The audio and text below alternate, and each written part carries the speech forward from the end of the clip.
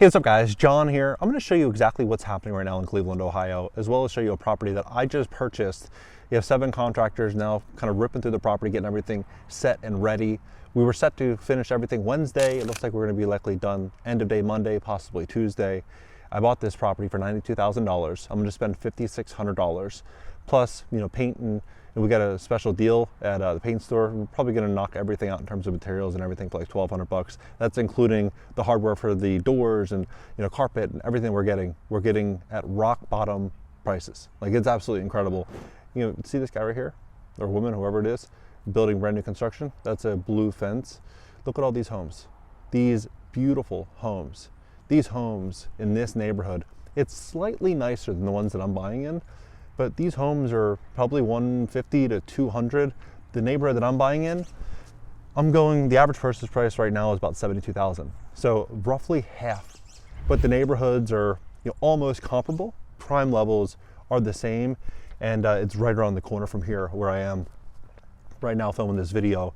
And so what I'm looking at is probably the biggest wealth transfer that we'll ever see. Look at this house over here. The biggest wealth transfer we'll ever see. And you just look at the numbers with Cleveland, like where I am. In 2015, 7% of all home sales were by investors, 7%, right? Not a big number, right? Well, 2021, that number jumped to 21% of all homes.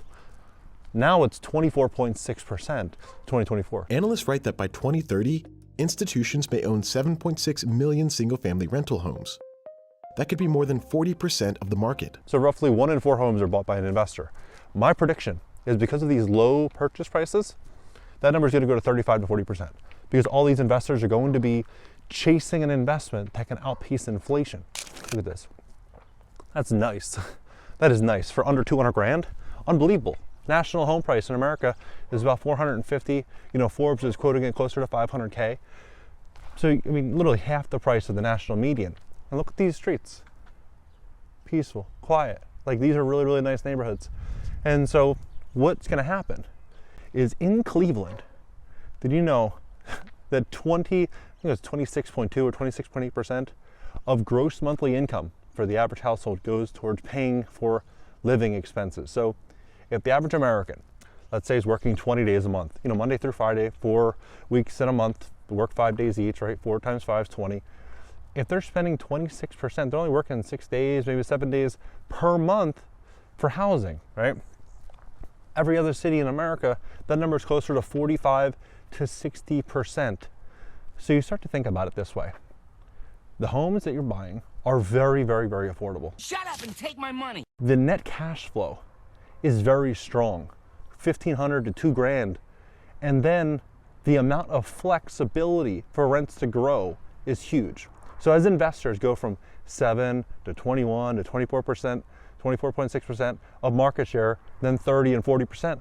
What are these investors going to do? Well, they're going to do what's right by their shareholders, which is to increase profits by increasing rents.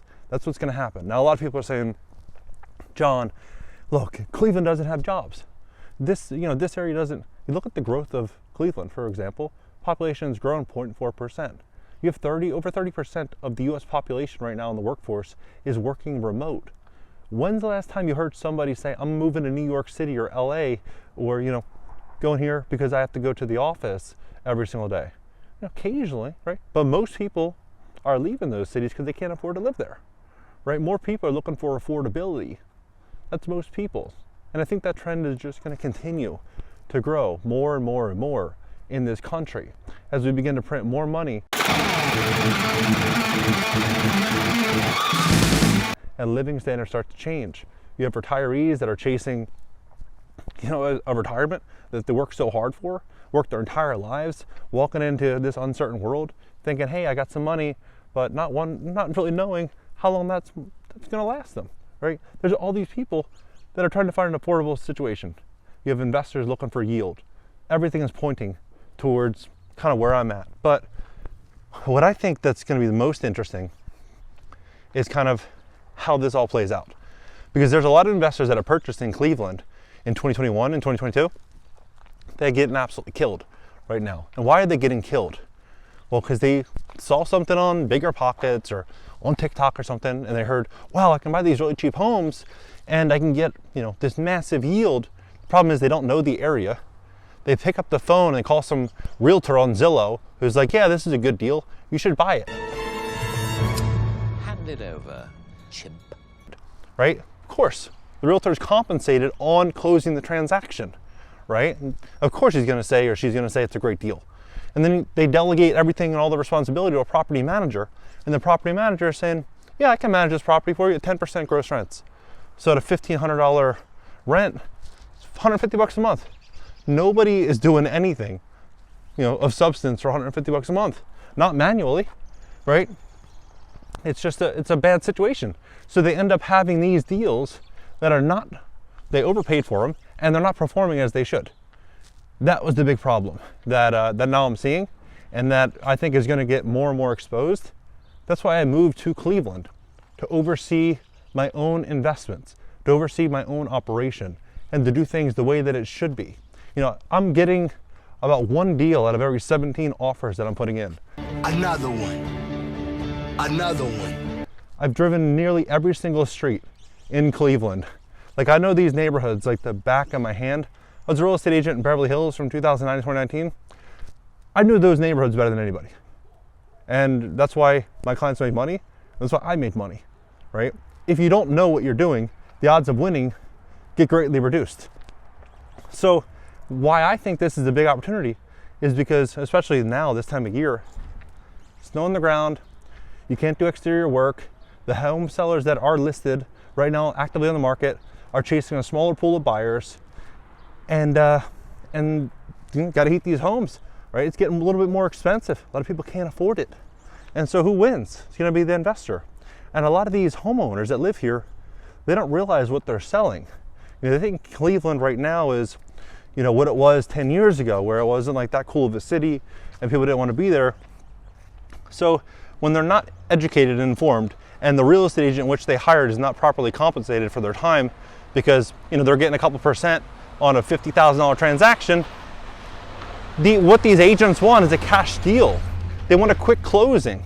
They want no concerns about a closing. Like, for example, the one I'm closing on for $45,000, it was listed for $68,000. And the neighborhood is absolutely beautiful. Like, it feels like, you know, your grandmom's neighborhood. Like, you know, place where, you know, for me, where it reminds me of going to my grandma's house and playing out front, you know, skateboard down the street. That type of community for $45,000. No bars in the windows, no rundown, beat up cars that are abandoned on the street. Nothing like that. So my prediction is those that have the right plan for inflation are going to win. Buying homes, nice homes in good areas that are 20 to 25% of the cost to replace them. Meaning if this costs $400,000 a build and you could buy it for $100, odds are you're going to have a real big moat of safety, because you'll be able to rent your property for a lot less and still win. Meanwhile, the person that bought this for $400 would go belly up before you, right? So if you're thinking about investing, or you're kind of wondering, either have a partner that the incentives are properly aligned, meaning the other person only wins if you win, or do it yourself if you have the experience.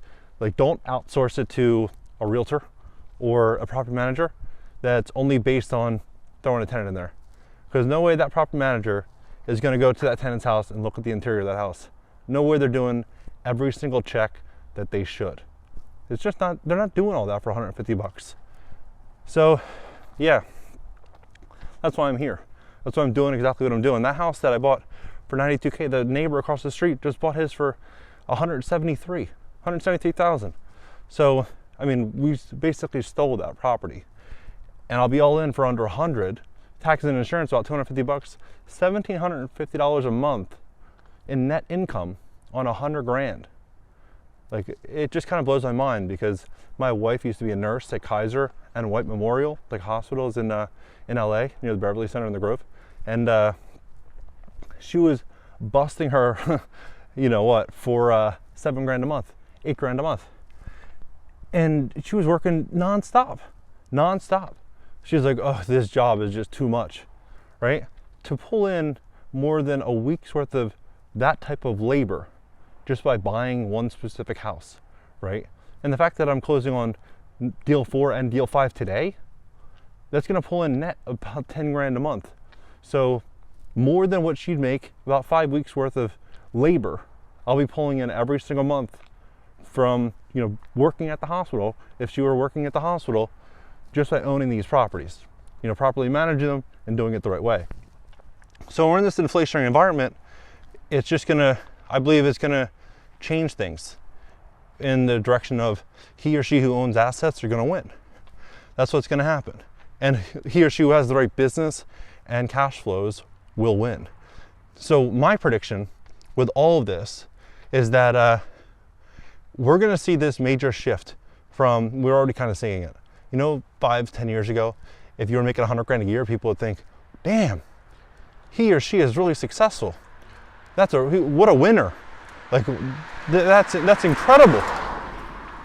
Now, many places are considered, if you make 100 grand a year, considered low income. You can't afford to live in big cities. You have to live outside of the cities. That wasn't the case, you know, 5-10 years ago. My prediction is that in the future, I think right now you probably need 250 to live like in a city at minimum. In the future, it's gonna be 500. That's what it's gonna be to live in a city. It might sound far-fetched and crazy, but think about it this way. Average home price in LA is about 850 grand. If you put 20% down on something like that with closing costs and carrying costs, maybe you put 175 in, right? Just your mortgage and interest, tax, and insurance, you're looking at 5,500 to 6 grand just to operate the house. Not internet, not, you know, landscape, nothing like that. 55 to 6 grand, right? So you're looking at ballpark, call it 70 grand a year to run the house, right? 70 grand. If you're making 250, and the state of California, city and federal taxes, they're taking 52% of your income at 250. You're left with 125 grand left, you know, ballpark. And you're spending 70 to run the house, your 50% of your income would be going exclusively to owning that home. 50%. The average debt to income ratio you want on a house is probably around 30% or 32%. So you'd be house poor if you're paying on income of 250 grand in LA, right? You probably need to make 350 minimum to get an average home and to buy a home in Compton. You know, a lot of people think, oh, you know, Compton, they have this, you know, belief that Compton, it's like the hood and all that. Homes in Compton are 650, 700 grand for Compton. So if you want to live in LA, you know, it's probably 400 grand, 350, 400 grand to live in LA. My prediction in the future is going to be 500, 550, 600. It's going to continue to get harder and harder and harder. And that's why you want to make the smart moves today to put yourself in the position that you want to be in for tomorrow. My belief is that cash flow Section 8 real estate in safe areas to the right tenants with the right plan, the right formula, and making money on the buy, buying the deals right, is going to be the safest, easiest path towards financial freedom. When you're getting the rent checks directly from the federal government, it's 70 to 100% of the rent check directly from the federal government. It's a good spot to be in. Look at this house. Look at that house. Under 200 grand on this street. Look at these homes. There's no way this is gonna last. There's just no way. Because if you're a multinational corporation or, you know, a billionaire or a multi-centimillionaire, $400 or $500 million net worth, are you gonna sit in paper, fiat currency? You're gonna go out there and buy up the block, right? And rent these homes. That's what you would do, right? You buy these homes up by the dozen, by the hundreds, by the thousands, and rent them out. You just want to make sure you have the right approach and the right strategy. If you are thinking about investing in Section 8 and you have at least $100,000 in cash that you're thinking about deploying, you're not 100% sure what to do, book a call with me below at singlefamilyinvestors.com. I'll show you the deals, kind of what I'm doing and my approach and why I think that looking back in the rear view, these deals are going to be life-changing opportunities. I mean, picking up deals like this right now, you know, I personally wouldn't pick out these specific ones because, you know, they're like 150, 200-ish. And I can get deals that are almost as nice for half the price and get rents that are very comparable to this. Like they might be able to rent these out for like maybe 2,200. I can get a house for probably half that price and rent it for almost the same. Somewhere, maybe around 1,700, but I'd probably spend 75K, right? So you just look at the numbers. It makes a lot more sense to do what I'm doing. So if you want more information on kind of what I'm doing, book a call with me at singlefamilyinvestors.com, and I'll catch you next video.